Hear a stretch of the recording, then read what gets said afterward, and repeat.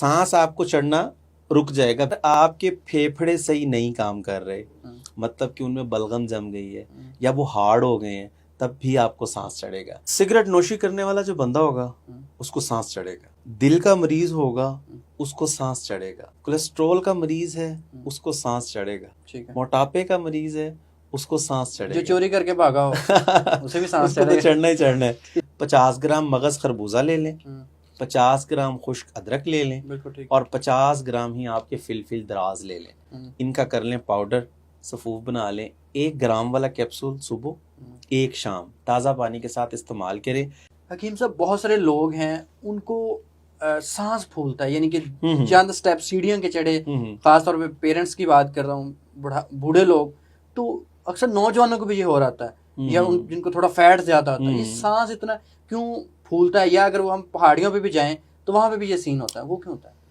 Cigarette नोशी करने वाला जो बंदा होगा उसको सांस चढ़ेगा, दिल का मरीज होगा उसको सांस चढ़ेगा, ठीक है, कोलेस्ट्रॉल का मरीज है उसको सांस चढ़ेगा, ठीक है, मोटापे का मरीज है उसको सांस चढ़ेगा, जो चोरी करके भागा हो उसे भी सांस चढ़ेगा, तो चढ़ना ही चढ़ना है। अच्छा, अगर आपके फेफड़े सही नहीं काम कर रहे, मतलब कि उनमें बलगम जम गई है या वो हार्ड हो गए हैं, तब भी आपको सांस चढ़ेगा। तो ये कंडीशंस हैं कि इनमें से कोई भी हो सकती है। ठीक है, ठीक है।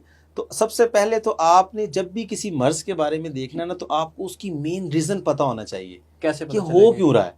ये तो आपको पता चल जाएगा ना। अब अगर मोटे हैं, आपको सांस चढ़ रहा, तो आपको पता ही चलेगा ना, यार मैं मोटापा कम करूं। ठीक है, तो ये चीज है।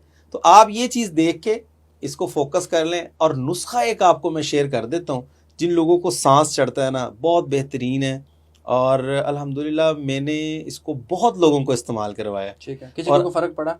बहुत लोगों को फर्क पड़ा है। अच्छा, ये भी नहीं कहना चाहिए, देखिए मैं हमेशा एक बात करता हूँ कि अगर मैं कहूँ ना जी कि मैंने 100 लोगों को दवाई दी और 100 के 100 ही ठीक हो गए, ये भी गलत बात होती है। उसमें इफेक्ट आते हैं, कोई बंदा परहेज नहीं करता। अल्लाह की जात में देनी होती है। एक ही दवाई एक ही तरह के मरीजों को दे दे, 1-2 दिन में ठीक हो जाता है, 1 महीने में नहीं होता।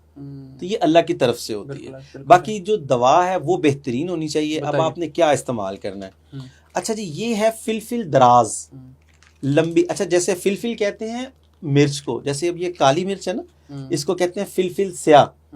तो ये भी फिलफिल है, ये भी मिर्च है, लेकिन ये दराज है, लंबी। ठीक है। दूसरे नंबर पे आ गया सौंठ, खुश्क अदरक, जो हम घरों में इस्तेमाल करते हैं। तीसरे नंबर पे आ गया मगज खरबूजा, ये जो खरबूजे के बीज होते हैं। ये आपने 3 चीजें ले लेनी है, पंसारी से इजीली मिल जाएंगी। बराबर वजन के अंदर लें।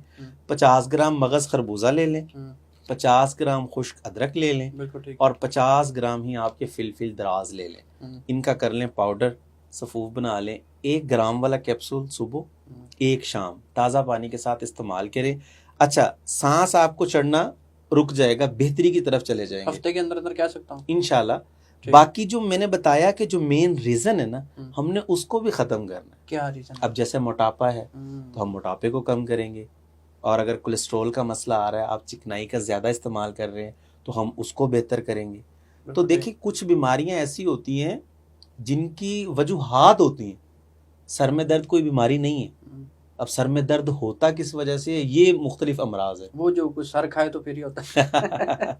पेट में जैसे गैस्ट्रिक का आपको प्रॉब्लम है, तो गैस की वजह से सर में दर्द हो सकता है। हाई ब्लड प्रेशर है, आपके सर में दर्द हो सकता है। ठीक है, तो ये रीजंस मुख्तलिफ होती है। तो इसी तरीके से आप ये नुस्खा बना के इस्तेमाल कीजिए, इंशाल्लाह बेहतरीन रहेगा। तो इसमें एज फैक्टर भी आता है या हर बंदा यूज कर सकता है? हर बंदा इस्तेमाल कर सकता है। देखें, 18+ तो होगा, लाजमी बात है, जिसको सांस चढ़ रहा है। अब हम ये तो नहीं कहेंगे कि 15 साल का बच्चा है उसको सांस चढ़ रहा है, ऐसा तो नहीं होता। बहरहाल 18+ अगर आप हैं तो आप बिल्कुल इस नुस्खा को इस्तेमाल कर सकते हैं। अगर वीकनेस होती है तो उससे भी सांस चढ़ रहा होता है, यानी कि किसी बंदे को कोई निमोनिया हो गया, उसके बाद उसे वो सीढ़ियां नहीं चढ़ी जाती। हाँ, तो वीकनेस होगी, उस कमजोरी का इलाज करें। कमजोरी के लिए आप अपनी खुराक बेहतर कर सकते हैं, आप अपने खाने बेहतर कर सकते हैं, तो उससे बेहतरी आ जाएगी।